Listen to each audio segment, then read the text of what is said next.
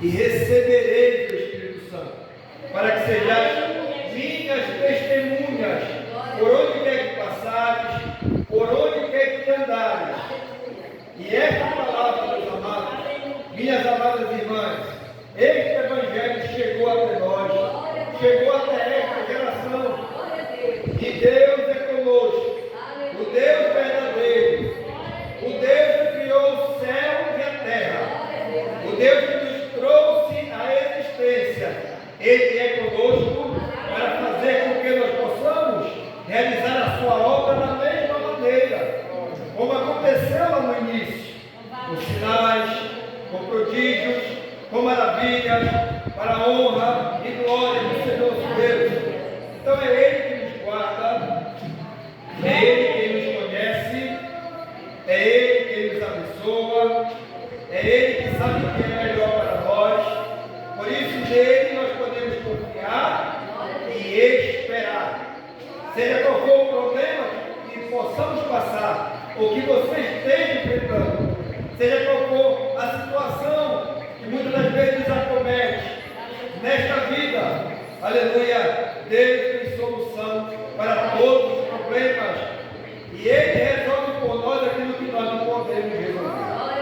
Aleluia. Aquilo que está fora do nosso alcance, entrega nas mãos do Senhor, porque Ele fará com você aquilo que você não pode fazer, porque Ele é maior do que nós, Ele é maior do que tudo, Ele é maior do que todos, Ele é maior do que aquele que está no mundo, diz a sua palavra. Bendito seja o nome do Senhor. Então nós podemos adorar a Deus, louvar e exaltar o seu santo nome, com muita alegria e com muita gratidão, por tudo que Ele tem feito por nós e continua a fazer. Porque a obra ainda não terminou, ainda não houve um fim, aleluia, mas está tendo continuidade. Deus está sendo paciente para com esta geração, diz a sua palavra, para que todos se arrependam e se volte para Ele enquanto é tempo, porque na sua palavra nos diz: buscai ao Senhor enquanto se pode achar, invocai-o enquanto está perto, aleluia, porque haverá um tempo que não será mais possível. Então, graças a Deus, que Deus tem nos dado esse tempo, e é por isso que nós estamos aqui, aleluia, cada um com a sua razão, cada um com o seu motivo, cada um com a sua perspectiva, sabendo a quem servimos, o Deus da provisão, o Deus que nos diz na sua palavra, nos escreve, né? Pedi e recebereis, batei e abri-se-vos-á, buscai e achareis, aleluia, porque Ele é Pai, Pai amoroso, que supre as nossas necessidades, aleluia, é aquele que nós podemos recorrer como verdadeiros filhos, sabendo que Ele tem preparado aquilo que nos é necessário. Ele não vai preparar, está preparado, basta você crer e receber, tomar posse da tua bênção, da tua vitória, porque é assim que Deus faz. Ele faz como Ele quer fazer, e nós precisamos crer, aleluia, e direcionadas aos nossos corações, que somos povo de Deus, porque se nós falarmos sobre estes, aleluia, estas verdades, muitos lá fora, muitos que estão no mundo, não estão preparados para ouvir, muitos se sentem desconfortáveis em ouvir a palavra de Deus, porque é a verdade. Muitos estão preferindo ouvir mentiras, muitos estão preferindo seguir o engano, aleluia, ao invés de crer em um Deus verdadeiro, em um Deus que é justo, mas também que é amor, aleluia, o Deus que nós servimos.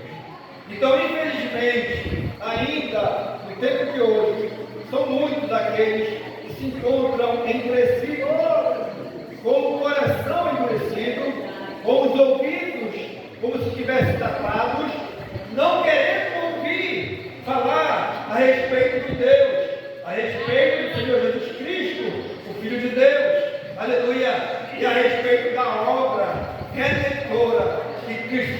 consumou lá na cruz do Calvário e consumou por toda a humanidade, por toda a sua criação. Bendito seja o nome do Senhor. Então, no versículo 17, nós vemos a palavra de Deus que diz: porque a lei foi dada por Moisés, a graça e a verdade vieram por Jesus Cristo. Aleluia! O evangelista João, ele faz uma menção aqui importante, porque esta mensagem estava sendo pregada também aos judeus. Inicialmente, o povo de Deus, que são os judeus, foram alvos da pregação do Evangelho. Ele veio para o que era seu, mas os seus não o receberam. E ele continua: mas a todos quantos o receberam, deu-lhes o poder de serem feitos filhos de Deus, aos que creem no seu nome. Nós somos aqueles que cremos no nome do Senhor Jesus. Nós somos aqueles que recebemos o Senhor Jesus. Aleluia! Então nós somos filhos de Deus. Nós somos considerados e chamados pelo próprio Deus como seus filhos. Não mais filhos por ter sido criados por Ele. Porque todos, de uma maneira geral, são filhos por criação. Porque foi Deus quem nos criou. Aleluia! Mas, meus amados irmãos, aqui está falando dos filhos por geração, aqueles que foram de novo gerados. Como o Senhor Jesus falou aqui também, não vai da carne, nem da vontade do varão, aleluia, mas pelo Espírito. Louvado seja o Senhor, aqueles que foram lavados pela água e renovados pelo Espírito, ou seja, que nasceram de novo. Esses são filhos de Deus. Louvado seja o seu nome. Para esses, Deus tem a vida eterna e anuncia o Evangelho a todas as pessoas, através da igreja, através da sua palavra, através do seu Santo Espírito, para que todos possam experimentar também esse novo nascimento. Aleluia!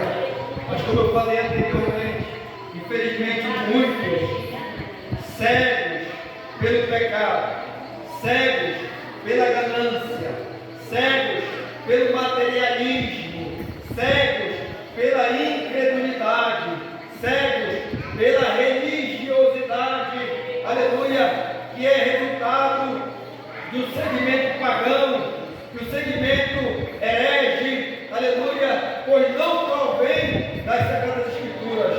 Muitos, seguindo a sua própria sorte, estão caminhando em passos largos rumo à perdição. Que notícia triste, meus amados, mas é verdade. Infelizmente precisamos falar, dar essa notícia, mas é com muita tristeza, porque nós sabemos que a vontade de Deus, a vontade soberana, é que todos sejam salvos, que venham ao pleno conhecimento da verdade. Então nos alegremos diante do Senhor, mas não perdemos o nosso alvo, aleluia, que é de continuar testemunhando de Cristo a todas as pessoas, a quantas nós pudermos alcançar, e dar testemunho da verdade para a nossa própria vida. Pois foi para isso que Cristo nos escolheu e para isso que Ele nos enviou o outro Consolador, que é o Espírito Santo. A palavra de Deus diz que Ele é o Espírito da verdade, que revelará a nós tudo aquilo que precisamos saber para falar do amor de Deus a todas as pessoas. Temos uma missão a cumprir enquanto estivermos aqui na terra. Por isso precisamos ser zelosos conosco mesmo, como nos diz a palavra do Senhor. Então a lei veio com Moisés, ou seja, a lei de Deus foi entregue por Moisés. Deus escolheu a Moisés no seu tempo, Moisés, Deus estabeleceu a lei para o povo de Israel, para que o povo de Israel, que era o povo escolhido, pudesse conhecer a Deus através da sua justiça, mas também através do seu amor, porque ele deixou o mandamento. E o mandamento dado por Deus a Israel era que Israel, em primeiro lugar, deveria temer a Deus e amá-lo com todas as suas forças e cumprir os seus mandamentos. A intenção de Deus em estabelecer esta aliança com Israel era para que Israel se tornasse e se mostrasse às outras nações como um povo escolhido de Deus, um povo santo, pois servia a um Deus que é santo. O que isso significa? Que Deus ele é santo, aleluia, é que ele não se mistura. Ele não se mistura, aleluia, com as divindades criadas pela mão humana. Ele não se mistura com as divindades criadas por, aleluia, desde o início. Deus já havia estabelecido e anunciado o plano da sua salvação, que era o plano da remissão. E a palavra de Deus diz que sem derramamento de sangue não há remissão. Então, lá no princípio, quando o homem pecou para trazer à humanidade o conhecimento de salvação, Deus, a partir da oferta de Abel e de Caim, Deus já foi começando a traçar a diferença, a demonstrar a diferença entre aqueles que agradam a Ele e aqueles que desagradam, entre aqueles que servem a Ele verdadeiramente e aqueles que não servem. Então Deus viu em Abel um coração aquebrantado, contrito, humilde, capaz de se submeter a Ele. Pois Abel, quando ia oferecer a sua oferta, diz a palavra do Senhor, ele levava-lhe um cordeiro, o seu melhor cordeiro, e oferecia em sacrifício a Deus. Ou seja, era dado, foi permitido por Deus esse sacrifício, pois apontava para o verdadeiro cordeiro, aquele que haveria de vir, aquele que nasceria da semente da mulher, aquele que esmagaria a cabeça da serpente. Ele viria no tempo de Deus, aleluia, para realizar esta obra sacrificial. Mas Abel, lá no princípio, já entendia sobre este aspecto, pois ele mesmo não se sacrificou, ele não ofereceu outra oferta que fosse resultado do seu trabalho ou do seu próprio esforço, revelando a graça de Deus, revelando o amor de Deus, aleluia, para com a humanidade, porque Deus desejava o quê? Que o homem pecador se reconciliasse com Ele e tivesse seus pecados todos perdoados, para que pudesse viver em santidade de vida e em comunhão com o seu Deus, como era no princípio, pois não havia pecado, pois Deus não é o autor do pecado. O pecado foi uma decisão tomada por Adão e Eva lá no Éden, ao desobedecer uma ordem direta de Deus. Então, meus amados, veio a lei. Para que veio a lei? Em primeiro lugar, a lei, a disciplina do norte, ela era transitória, pois a Bíblia diz que ela aponta para Cristo, e Cristo, aleluia, a lei é o aio em Cristo, ou seja, o cumprimento da lei é Cristo, pois nenhum ser humano, por mais esforçado que fosse, conseguiu cumprir toda a lei. Por isso a Bíblia diz que ninguém será justificado pelas obras da lei. Então era transitório e mostrava o que haveria de vir, o que ainda haveria de acontecer. Aleluia. Então Deus assim fez, dentro do seu plano redentor, para trazer à humanidade o conhecimento da sua justiça. Então a lei, ela é apta para revelar o pecado ao homem, pois o apóstolo Paulo nos escreve que não não havendo lei, não haveria pecado, não haveria consciência de pecado. Mas para que o homem soubesse que é pecado, porque o pecado, meus amados irmãos, não é algo da minha imaginação, não é algo da minha experiência pessoal, não é algo que eu acho ou não acho, não é isso. O pecado, quem tem a autoridade de dizer o que é pecado e o que não é pecado é o próprio Deus. Aleluia. Porque o pecado tem relação direta com Deus. Tudo aquilo que Deus reprova e classifica como pecado, permanece no pecado, porque ofende a sua santidade e entristece seu coração e afasta o homem da comunhão com ele. Então o pecado não é coisa boa, mas o pecado entrou na humanidade e o homem natural ele reconhece os seus pecados de maneira nenhuma. Muitos, de forma natural, têm a tendência de justificar os seus pecados. Não, eu errei, mas foi por causa disso. Não, eu errei, mas a culpa foi de fulano. Não, eu errei, mas Deus é que é culpado, não é assim? O homem natural ele tem a tendência de se justificar, mas não de reconhecer. Então Deus, sabendo disso, sabendo desta fraqueza e o estado que o homem se encontra. É por isso que nós lemos na sequência Efésios capítulo 2. O que é Efésios capítulo 2 nos revela? Revela a realidade do homem sem Deus. Qual é a realidade do homem sem Deus? Aquele que não professa a sua fé em Deus. Aquele que não professa a sua fé em Cristo. Qual é a sua realidade? A Bíblia nos diz: estando nós ainda mortos em nossas ofensas. Morte espiritual. Aleluia. Logo no versículo 1 diz: e vos vivificou, estando nós mortos em vossas ofensas e pecados. A condição do homem sem Deus é uma condição de morte. Que morte? Vocês estão andando, vocês estão vivendo na nossa frente, desenvolvendo suas atividades. A morte espiritual.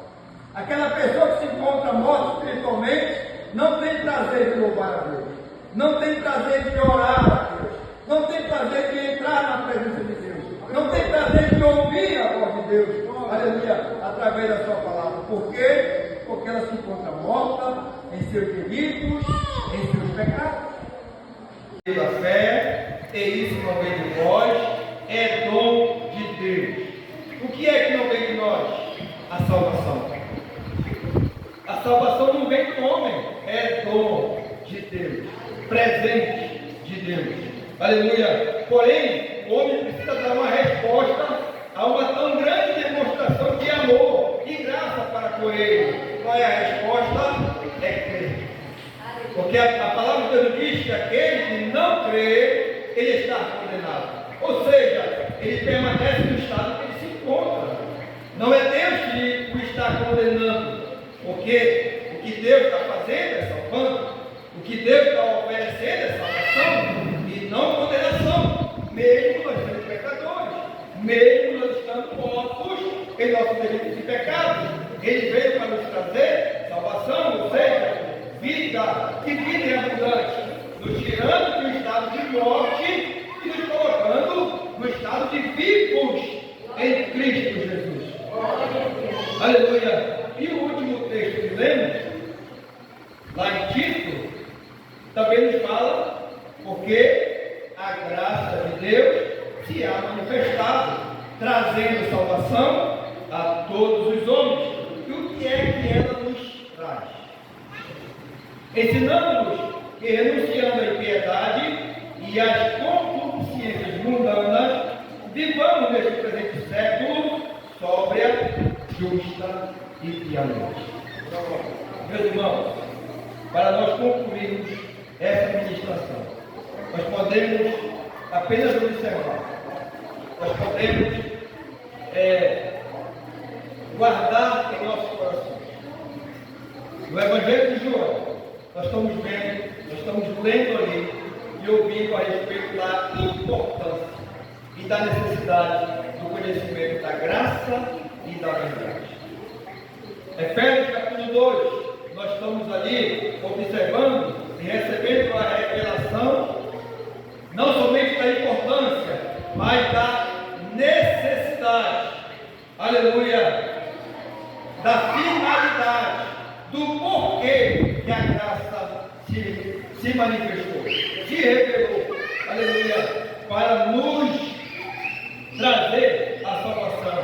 E no último texto que eu levo, nós temos aqui mais uma vez a manifestação da graça, mas mostrando para nós o poder, a eficiência da graça em transformação de vida, porque diz, ensinando-nos que, renunciando à impiedade e às concupiscências mundanas, vivamos neste presente século sóbria, justa e piamente. Então a palavra de Deus, que deve estar no nosso coração, ela nos mostra a revelação da graça, ela nos mostra a necessidade da graça e ela nos mostra a eficácia. A eficácia da graça se revela por uma vida transformada. Aleluia. E é a vida que nós devemos ter em Cristo Jesus. Pois ele nos diz, na conclusão dessa leitura, nós devemos estar aguardando a bem-aventurada esperança, vivamos, aleluia, a bem-aventurada esperança e o aparecimento da glória do grande Deus e nosso Senhor Jesus Cristo, o qual se deu a si mesmo por nós, para nos remir de toda a iniquidade e purificar para si um povo seu, especial, zeloso e de boas obras. As obras, elas não têm, aleluia, a característica de salvar, mas as obras da fé demonstram a fé que nós temos. E diz a palavra de Deus que nós fomos criados agora em Cristo Jesus. Somos novas criaturas em Cristo Jesus para as boas obras. Nós não podemos ficar ociosos no mundo, porque se buscarmos viver uma vida ociosa no mundo, retornaremos à prática do pecado. Mas se mantermos uma vida ativa na obra de Deus, em compromisso com a palavra do Senhor, em testemunhos da verdade, daremos frutos que glorifiquem ao nome do Senhor. E todos poderão ver, e todos poderão crer que Cristo Jesus é Senhor e é Salvador da nossa vida. Amém, meus amados? Que Deus em Cristo nos abençoe. E eu agradeço a oportunidade.